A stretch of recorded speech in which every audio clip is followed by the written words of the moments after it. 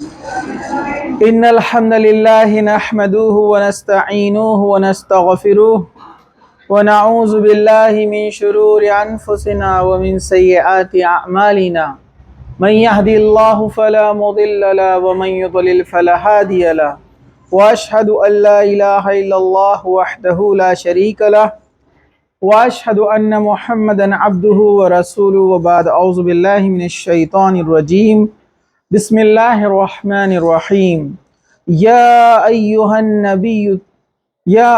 النبي اتق الله ولا تطع الكافرين والمنافقين إن الله كان عليما حكيما وبعد بسم الله الرحمن الرحيم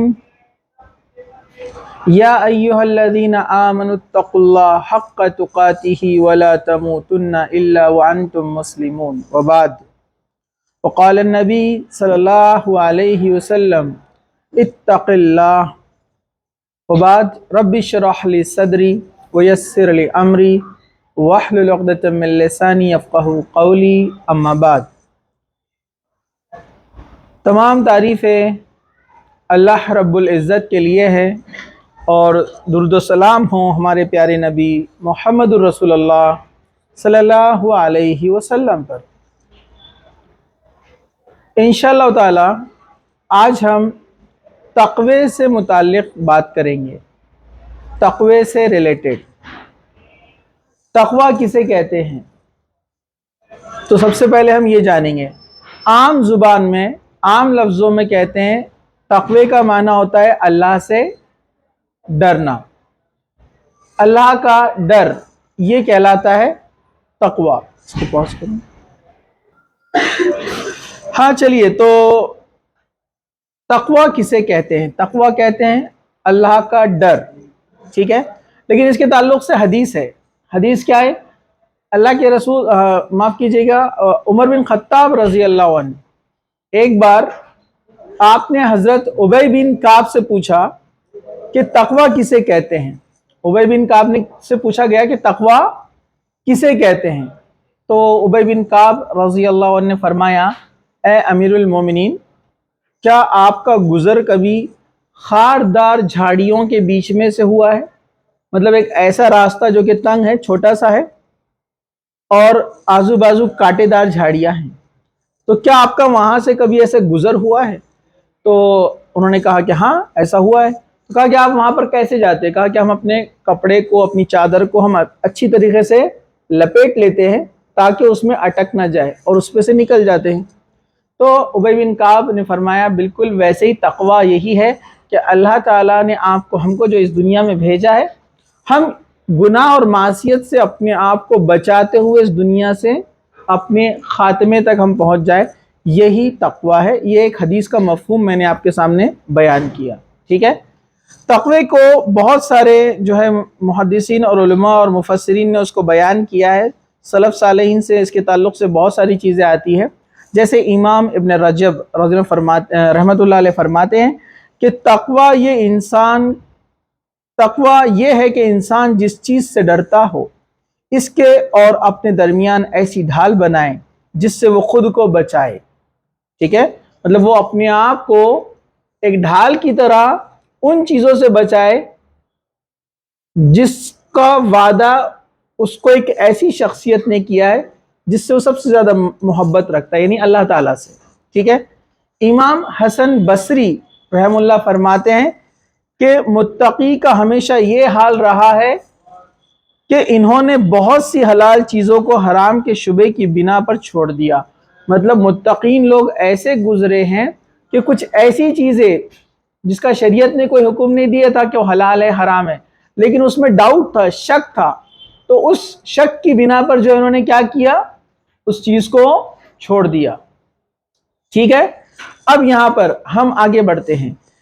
سفیان ثوری رحمۃ اللہ علیہ فرماتے ہیں متقی کا نام متقی اس وجہ سے رکھا گیا ہے کہ انہوں نے ان چیزوں کو بھی چھوڑ دیا تھا جن سے لوگ اعتراض نہیں کرتے تھے۔ مطلب وہ چیزیں جو چھوٹی اور معمولی ہوتی ہیں اور لوگ اس کو بہت معمولی سمجھ کر اس کو کر گزرتے ہیں، تو متقین وہ ہوتے ہیں جو اس سے اپنے آپ کو بچا لیتے ہیں۔ امام نووی رحمۃ اللہ علیہ فرماتے ہیں اللہ تعالیٰ کے अवामिर यानी अहकामात की पाबंदी करना और उसकी नाराज़गी से बचना, ये तक़वा है। इसी तरह इमाम इब्न मुबारक फरमाते हैं, अगर एक इंसान 100 चीज़ों से इज्तिनाब करता है, सिर्फ एक चीज़ से परहेज़ ना करे, तो वो मुत्तक़ियों की लिस्ट में शामिल नहीं हो सकता। सैयदना इब्न अब्बास रज़ी अल्लाह अन्हु जो सहाबी फरमाते हैं कि तक़वे का मफ़हूम और माना यह है कि इंसान अपने आप को किसी से भी बेहतर ना समझे, आजिज़ी इनकिसारी हो उसके अंदर। इसी तरह वो फरमाते हैं, मुत्तक़ी वो है जो शिर्क, कबीरा गुनाह और फ़ाहिश के कामों से अपने आप को बचाए। शिर्क, कबीरा गुनाह और फहश मतलब बेहाई के कामों से अपने आप को बचाए, वो मुत्तक़ी है। इसी तरह सैयदना इब्न उमर फरमाते हैं कि तक़वा ये है कि इंसान अपने आप को किसी से बेहतर, मतलब तक़वा ये नहीं है कि इंसान अपने आप को किसी से बेहतर समझे, यानी वो अपने आप को बेटर समझ रहा है, सामने वाले को नीचा दिखा रहा है, तो वो मुत्तक़ी नहीं हो सकता। ठीक है, अब यहाँ पर जो है और भी बहुत सारे जो है सलफ सालेहीन के अक़वाल हैं यहाँ पर, जिसमें से चंद मैंने आपके सामने बयान किए हैं। अब हम आगे बढ़ते हैं। चलिए, अल्लाह ताला ने कुरान में फरमाया नबी करीम सल्लल्लाहु अलैहि वसल्लम से, या अय्युहन नबिय्यु इत्तक़ुल्लाह, या अय्युहन नबिय्यु इत्तक़ुल्लाह वला तुतिल काफिरीन वल मुनाफिकीन इन्नल्लाह काना अलीमन हकीमा। क्या फरमाया कि ए पैगंबर, अल्लाह से डरते रहना और काफिरों और मुनाफिकीन का कहना ना मानना, बेशक अल्लाह जानने वाला और हिकमत वाला है। ठीक है, तो अल्लाह ताला ने नबी को भी हुक्म दिया तक़वे का। ठीक है, चलिए आगे बढ़ते हैं हम। अल्लाह ताला ने कुरान में सूरह निसा के अंदर 131 नंबर की आयत में फरमाया, वलक़द वस्सैनल लज़ीना ऊतुल किताब मिन क़ब्लिकुम व इय्याकुम अनित्तक़ुल्लाह। क्या फरमाया, और जिन लोगों को तुमसे पहले किताब दी गई थी, यानी अहले किताब यहूद और नसारा, उनको भी और आपको भी हमने ताकीद हुक्म दिया था कि अल्लाह से डरते रहो। अगर तुम कुफ्र करोगे तो जो कुछ आसमान में और जो कुछ ज़मीन में है सब अल्लाह ही का है, और बेपरवाह, और अल्लाह बेपरवाह हम्दो सना का मुस्तहिक है। मतलब अल्लाह ताला ने इससे पहले की कौमों को भी तक़वे का हुक्म दिया था और हमको भी तक़वे का हुक्म दिया है। आप जुमा के खुतबे में हर बार सुनते हैं, हर हफ्ते इमाम साहब पढ़ते हैं ये आयत, या अय्युहल्लज़ीना आमनुत्तक़ुल्लाह हक़्क़ तुक़ातिही, कि ए ईमान वालो अल्लाह से डरो जैसा उससे डरने का हक है। ठीक है, तमाम उम्मतों को तक़वा अख्तियार करने का हुक्म दिया गया था, और तक़वा क्या है मैंने आपको बता दिया। अब मैं आपको एक बात बताता हूं, यहाँ पर आप देखेंगे अल्लाह के रसूल सल्लल्लाहु अलैहि वसल्लम हर जुमा के खुतबे में इस आयत को पढ़ते थे। इसको खुतबे हाजा भी बोलते हैं।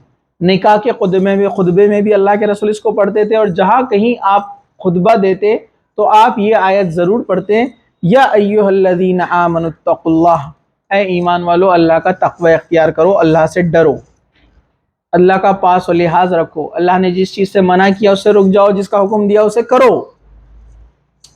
इससे इस आयत की और तक़वे की अहमियत पता चलती है कि तक़वा कितना अहम है, कि अल्लाह के रसूल सल्लल्लाहु अलैहि वसल्लम ने ज़िंदगी में जितने खुतबे दिए उसमें तक़वे का जिक्र किया।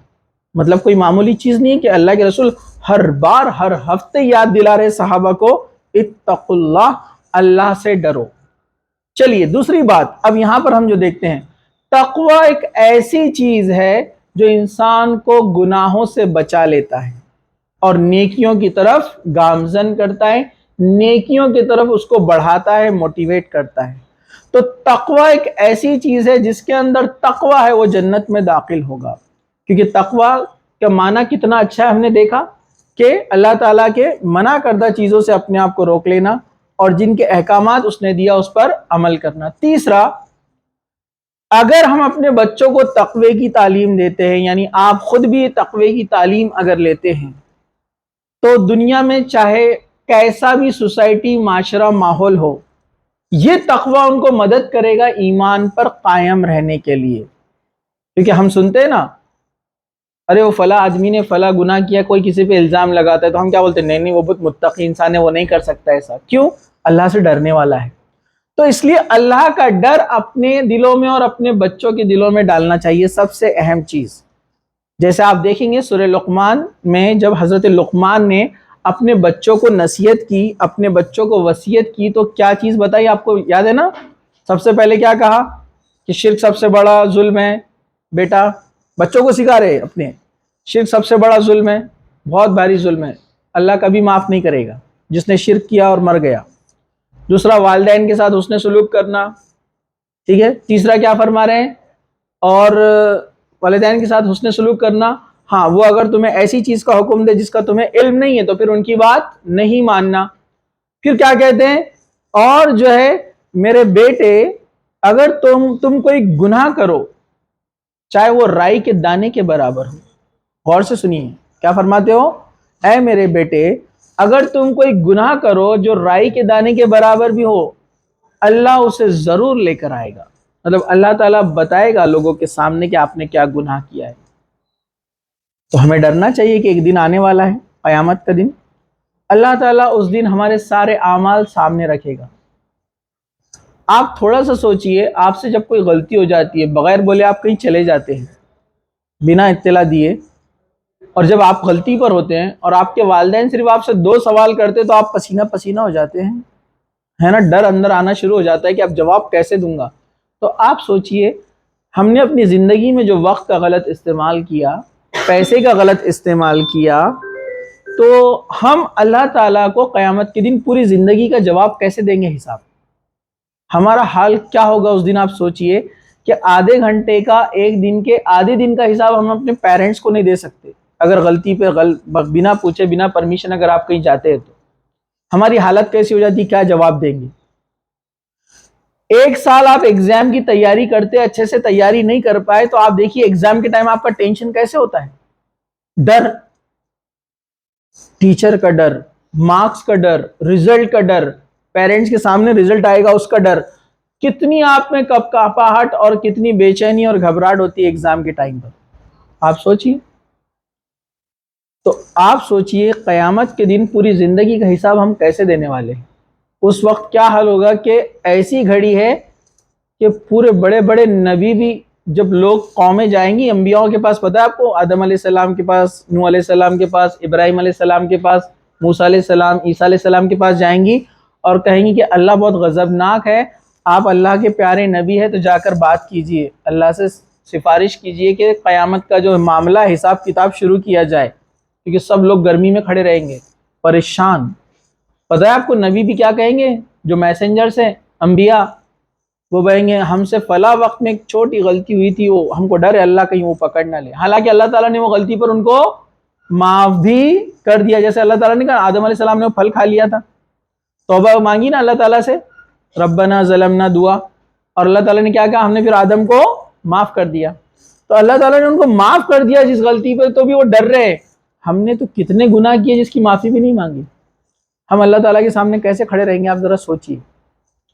تو سب سے اہم چیز ہے یہ ڈر کو ہم اپنے اندر پیدا کریں گناہ کرنے سے پہلے، کہ کم سے کم اللہ سے امید ہو کہ اللہ تعالیٰ ہمارے نیک اعمال کے بدلے ہم کو جنت میں داخل کرے گا. تو تقوی اختیار کرنا چاہیے. سب سے اہم چیز، سب سے اول اور سب سے فرسٹ جو چیز آتی ہے وہ ہے اللہ کا ڈر، یعنی تقوی. سیدنا ابن مسعود رضی اللہ عنہ فرماتے ہیں، یہ صحابی رسول ہے، اتقوا اللہ حق تقاتہ، جو آیت سورہ ال عمران کی آیت نمبر 102 ہے، اس کی تفسیر میں وہ فرماتے ہیں کہ اس کا معنی یہ ہے کہ اللہ کی اطاعت کی جائے، نافرمانی نہ کی جائے، اس کو یاد رکھا جائے، بھلایا نہ جائے، اس کا شکر ادا کیا جائے، ناشکری نہ کی جائے. یہ سب تقوی میں شامل ہے کہ اللہ کا حکم ماننا ہے، جو حکم اس نے دیا ہے، اور جس چیز سے روکا ہے اس سے رک جانا ہے، اور اس کو ہمیشہ یاد رکھنا. جو اللہ کو یاد کرتا ہے ظاہر سی بات ہے گناہوں سے بچتا ہے، اس کو بھلانا نہیں کسی بھی معاملے میں. انسان گناہ کب کرتا ہے؟ جب اللہ کو بھول جاتا ہے نا، جب وہ گناہ کرتا ہے. لیکن اس کو معلوم رہتا ہے کہ اللہ دیکھ رہا ہے، اللہ حساب لینے والا ہے، تو بہت ممکن ہے کہ وہ گناہ سے بچ جائے گا، اور اس کا شکر ادا کیا جائے، ناشکری نہ کی جائے۔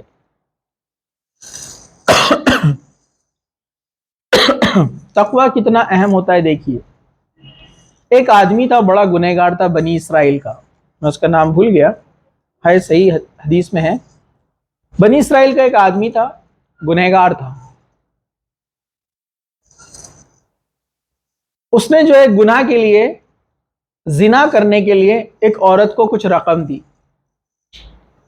وہ عورت کسی مجبوری کی وجہ سے آئی تھی، وہ کام نہیں کرتی تھی، وہ زنا کا کام، اس اڈلٹری میں وہ انوالو نہیں تھی، لیکن جب وہ آ گئی اور اس کے سامنے بیٹھ گئی، حالانکہ اس شخص نے بھی اپنے کپڑے نکال چکا تھا، وہ زنا کے ایک دم قریب تھا، لیکن اس عورت نے اس کو کہا اتق اللہ، اللہ سے ڈر، میری مجبوری مجھے یہاں لے کر آئی ہے، میں نے یہ گناہ پہلے نہیں کیا ہے۔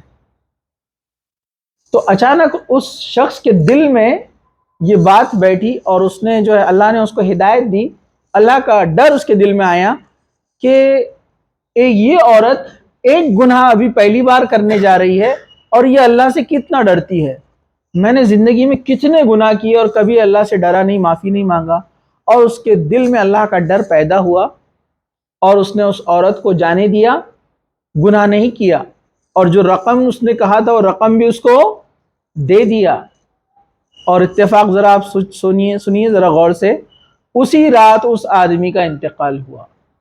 اللہ کے رسول نے فرمایا اللہ تعالیٰ نے اس شخص کو بخش دیا، وہ جنت میں داخل ہو گیا۔ یہ ہوتا ہے تقوی، اللہ کا ڈر۔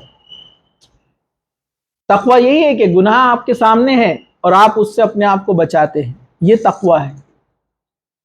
تو اللہ کا ڈر انسان کو جنت میں لے کر جائے گا۔ تو اللہ تعالیٰ نے جن چیزوں کا حکم دیا اس کو بجا لانا، اور جس سے منع کیا اس سے رک جانا، اور ہمیشہ اللہ کو یاد کرنا، اس کو بھولنا نہیں، ہمیشہ اس کا شکر ادا کرنا اور ناشکری نہیں کرنا، یہ ہے تقوی جو عبداللہ ابن مسعود رضی اللہ عنہ نے بیان کیا۔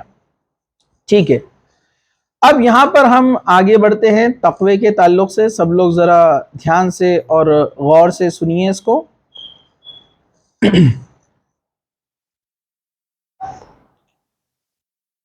تقوی کیسے حاصل کیا جائے، یہ بہت اہم چیز ہے۔ بہت سارے لوگ بولتے ہیں ٹھیک ہے تقوی تقوی تقوی ہم سن رہے ہیں، لیکن تقوی ہم متقی بننا کیسے، ہم کیا کرنا جس سے تقوی ہمارے دل میں آ جائے، ٹھیک ہے، ہم کون سے عمل کریں جس سے ہم متقی لوگوں میں شامل ہو جائے، تو وہ چیزیں اب انشاءاللہ تعالی ہم یہاں پر دیکھنے والے ہیں۔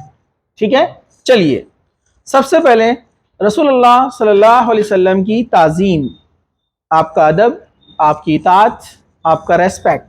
اللہ تعالیٰ نے قرآن میں سورہ حجرات آیت نمبر 3 میں فرمایا ان الذین یغضون اصواتهم عند رسول اللہ اولئک الذین امتحن اللہ قلوبهم للتقوی لهم مغفرۃ واجر عظیم۔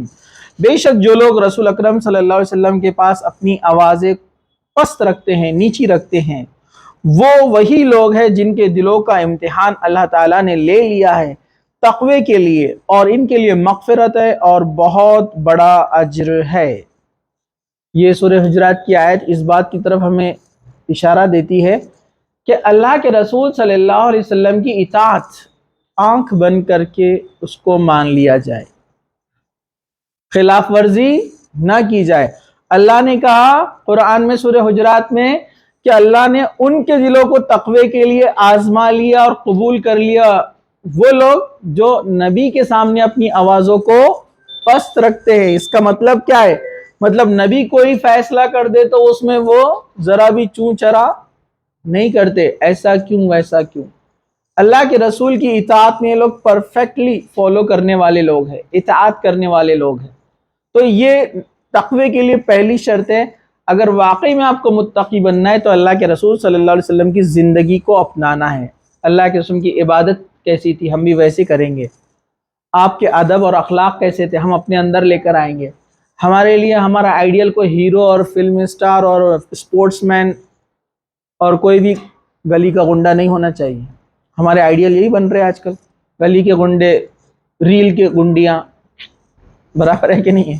اب لفظ تھوڑے برے لگ رہے ہے نا. آج کل ہمارے کون ہے آئیڈیل جو ریلز میں آتے ہیں, سٹوریز میں آتے ہیں نا, ہمارے آئیڈیل کون ہے جو فلموں میں آتے ہیں, جو آدھے کپڑے پہن کر ناچتے ہیں؟ ہمارے آئیڈیل کون ہے جو شراب پیتے, اسپورٹس مینس ہے, حرام چیزوں کو اپناتے ہیں, ہے نا, جن کے پاس پردے کا کوئی نظم نہیں ہے, وہ ہمارے آئیڈیل بنتے جا رہے ہیں. تو یہ لوگ تقویٰ کبھی حاصل نہیں کر سکتے.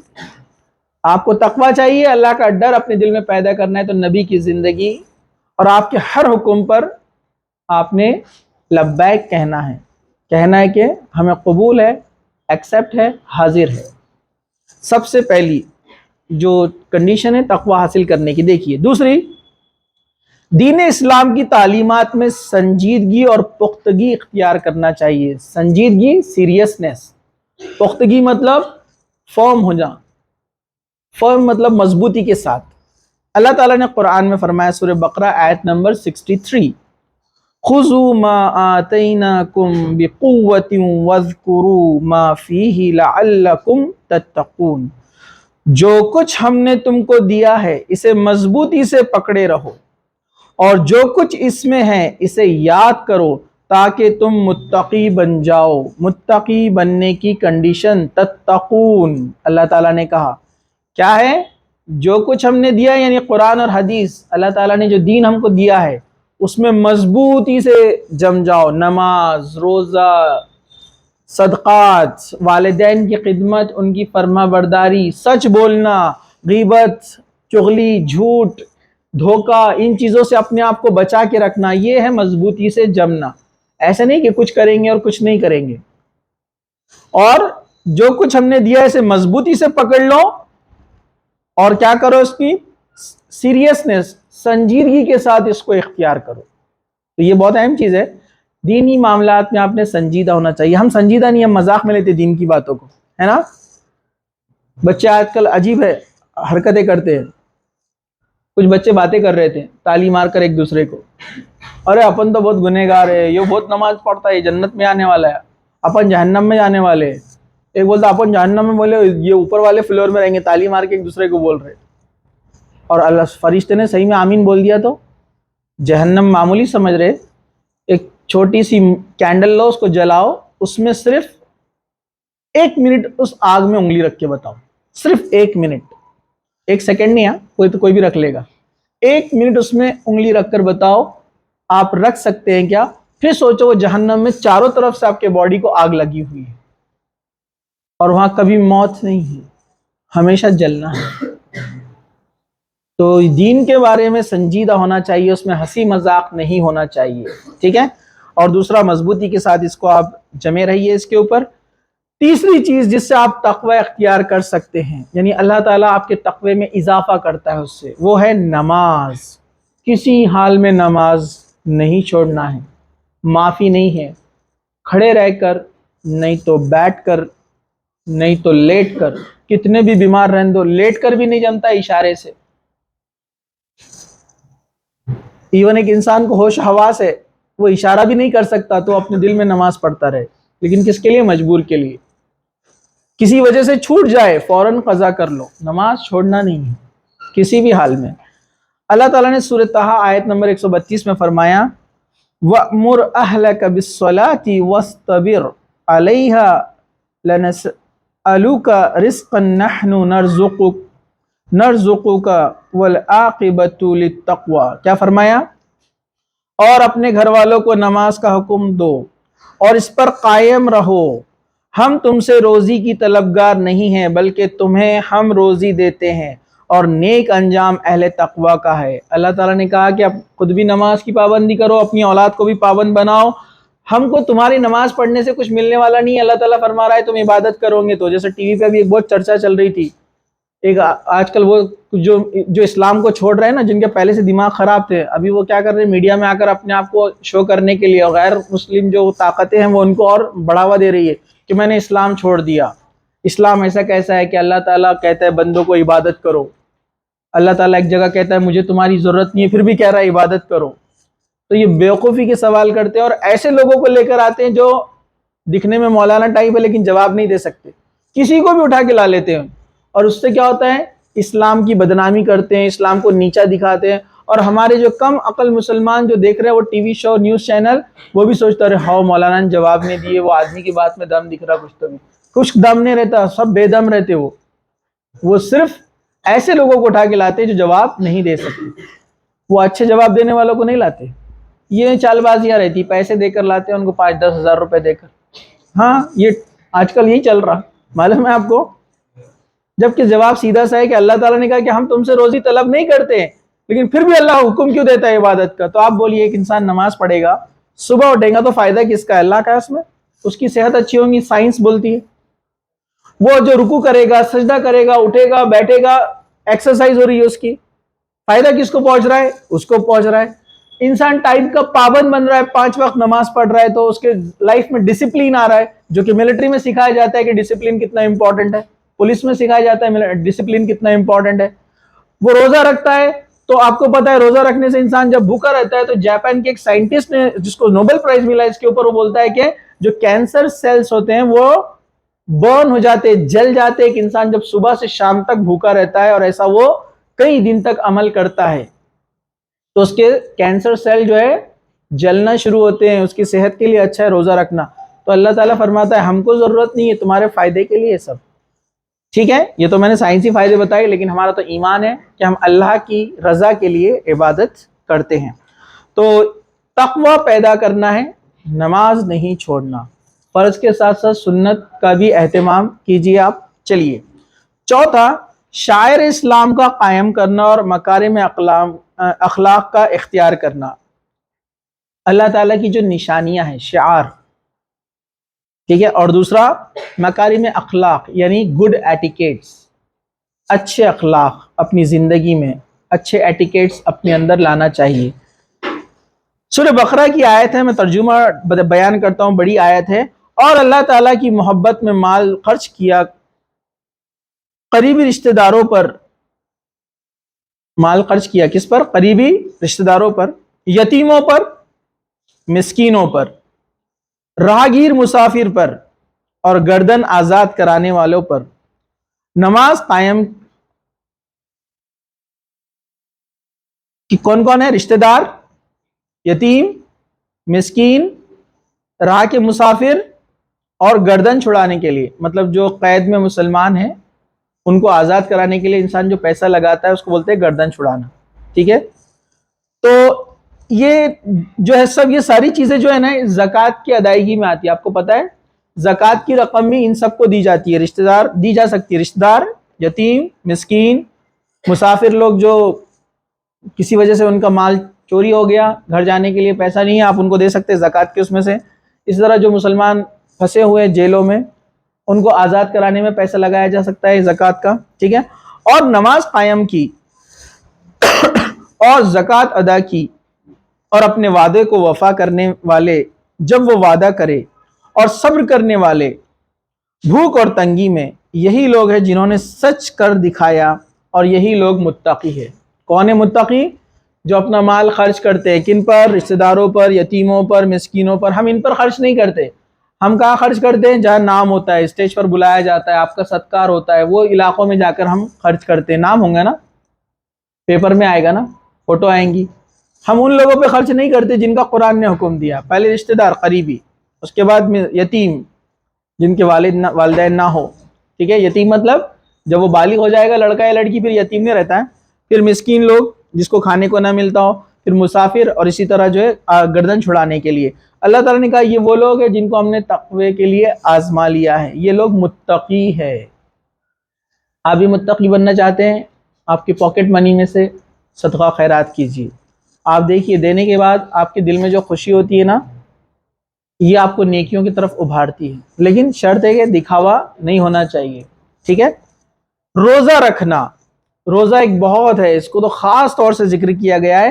اللہ تعالیٰ نے سورہ بقرہ آیت نمبر 183 میں کہا یا ایھا الذین آمنوا کتب علیکم الصیام کما کتب علی الذین من قبلکم لعلکم تتقون. اے ایمان والو، تم پر روزے فرض کیے گئے جیسے پہلے کی امتوں پر روزے فرض کیے گئے تھے، تاکہ تم تقوی اختیار کرو. تو روزے سے تقوی حاصل ہوتا ہے. آپ دیکھیے نا، ایک انسان جب بھوکا پیاسا رہتا ہے چھوٹا بچہ بھی ہے تو وہ اکیلے میں بھی کچھ کھاتا پیتا نہیں ہے، اس کو ایک بار بتا دے تو کوئی اس کو نہیں دیکھ رہا ہے، ایک بند کمرے میں، آپ خود ایک بند کمرے میں ہیں، روزے سے ہے، اور سامنے سے کچھ فروٹ رکھے ہوئے ہیں، آپ کھاتے اس کو؟ ہاں پلان بناتے آپ، اس کو اٹھا کے فریج میں رکھ دیتا میں، مغرب کے بعد اپنے نزدیک رکھیں گے، اپنی فیوریٹ ہے اپنا، برابر ہے کہ نہیں ہے نا؟ پلاننگ ہو جاتی، لیکن کھاتے کیا آپ؟ حالانکہ کوئی دیکھنے والا ہے۔ یہ ہے تقوی، کہ اللہ کا ڈر ہے۔ تو روزے سے تقوی کی پریکٹس ہوتی ہے کہ جس طرح ہم روزے کی حالت میں کوئی نہیں دیکھ رہا ہے تو کچھ نہیں کھا رہے ہیں، ویسے گناہ بھی نہیں کرنا ہے۔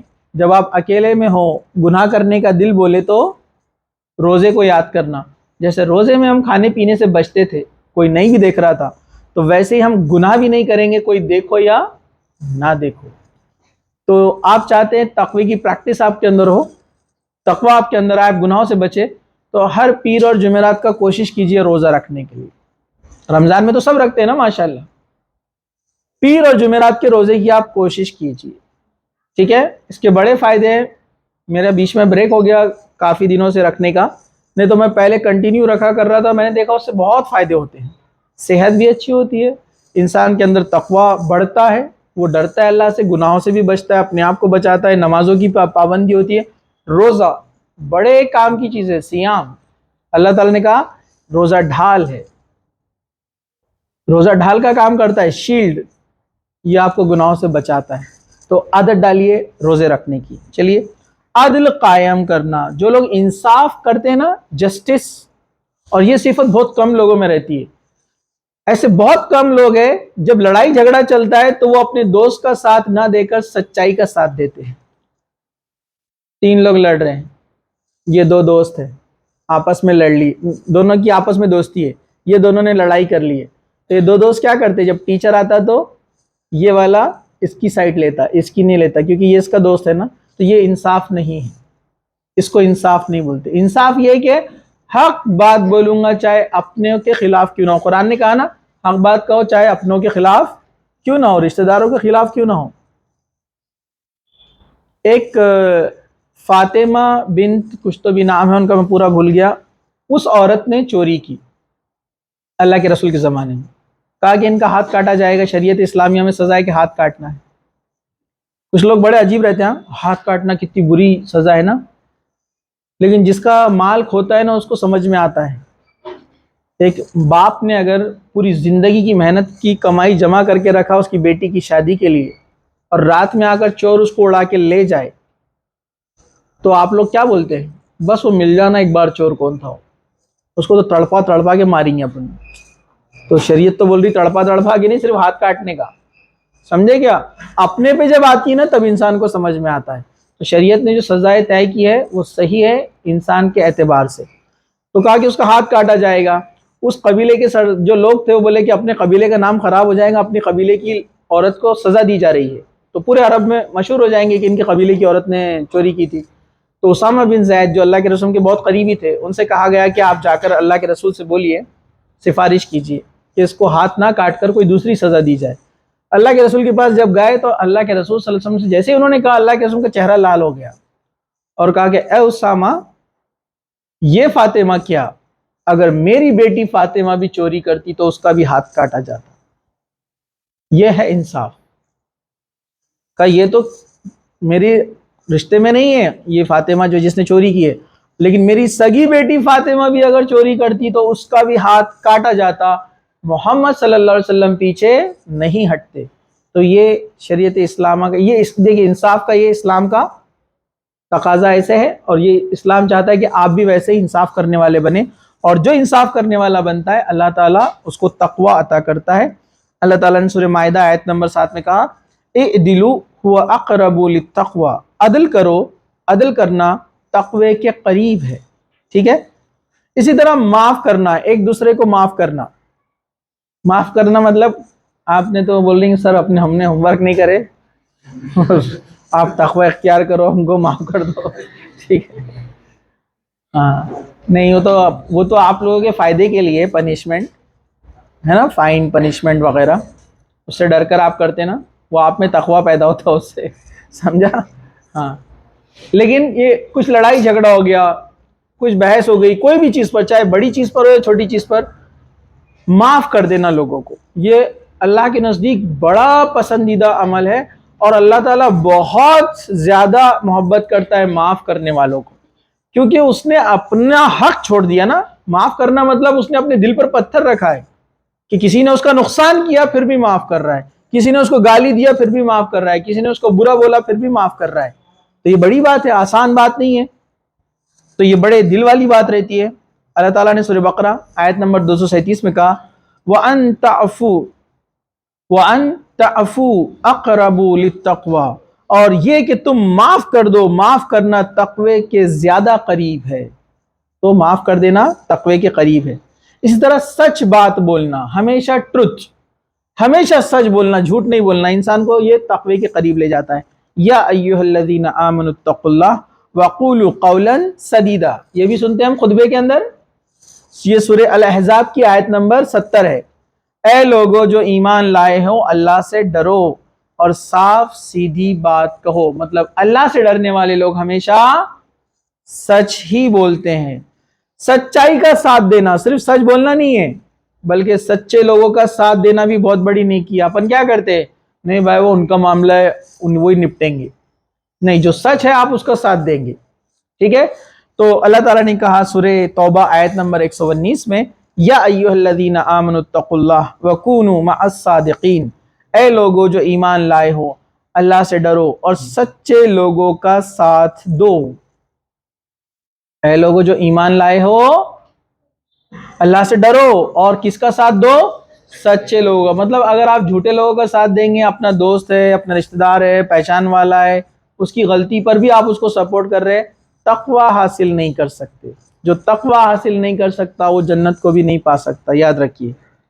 اسی طرح وعدہ پورا کرنا، پرومیسز، یہ بہت امپورٹنٹ ہے۔ ہمارے پاس وعدوں کا تو کوئی اہمیت نہیں ہے، کب آ رہے؟ کل آ رہا میں، وہ کل کب آ رہا ہی نہیں، وہ ہے نا۔ آپ لوگ بھی بولتے ہیں نا پرومس سر کل سے آ رہے ہم پکا، میرے خیال سے آپ کچھ دوسری جگہ کا پرومس کرتے ہوں گے، کل ہم آ رہے سر دعوت میں، برابر ہے، اور وہاں آپ دعوت میں پہنچ جاتے ہوں، سر آپ ہی نہیں آئے، ہم آئے تھے وہاں پر دعوت میں، ہے نا۔ یہ تو چھوٹی سی بات ہے، ہر چیز میں وعدہ پورا کرنا۔ اگر آپ کسی سے عہد و پیما لیتے، ہاں کسی وجہ سے وعدہ پورا نہیں کر پاتے، آپ کی طاقت کے باہر لگتا ہے، تو بولنا چاہیے کہ میں نے یہ پرومس کیا تھا، اب مجھ سے نہیں ہو پا رہا ہے یا میں نہیں کر پاؤں گا۔ لیکن صرف وعدے کرنا اور توڑتے جانا، وعدے کرنا اور توڑتے جانا، یہ اللہ تعالیٰ کو پسند نہیں ہے۔ سورہ ال عمران آیت نمبر 76، بلا من اوفى بعہدی واتقى فإن اللہ يحب المتقین، ہاں جو شخص اپنے اقرار کو پورا کرے، اللہ سے ڈرے، تو اللہ ڈرنے والوں کو دوست رکھتا ہے۔ وعدہ پورا کرنے والے اللہ کے دوست ہیں۔ اتنی بڑی دوستی اتنی زبردست کہاں ملیں گی آپ کو؟ پوری کائنات، پوری یونیورس کا بنانے والا بول رہا ہے کہ میں وعدہ پورے کرنے والوں کا دوست ہوں، متقی لوگوں کا دوست ہوں، میں اللہ سے ڈرنے والوں کا اللہ دوست ہے۔ جس کا اللہ دوست بن جائے اس کا کوئی نقصان کر سکتا ہے؟ کچھ بگاڑ سکتا ہے؟ پوری دنیا مل کر بھی اس کا نقصان نہیں پہنچا سکتی۔ تو وعدہ پورا کرنا، پرومس، ہاں جو وعدہ غیر شرعی ہے اس کو توڑا جا سکتا ہے، یہ بھی سننے میں آتا ہے نا، اس لیے بتا دے رہا ہوں میں آپ کو۔ ایک لڑکا ایک لڑکی، اسلام کے بارے میں پہلے معلوم نہیں تھا، انہوں نے پرومس کر لی 7 جنموں کا ساتھ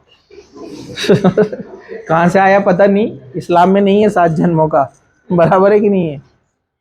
بعد میں ایک کو سمجھ میں آ گیا دین کے بارے میں، تو اس نے اس کو چھوڑ دیا، وہ اس کو بلیک میل، تم نے وعدہ کرے تھے، وعدہ کرنا ہے مسلمان کے اوپر فرض رہتا۔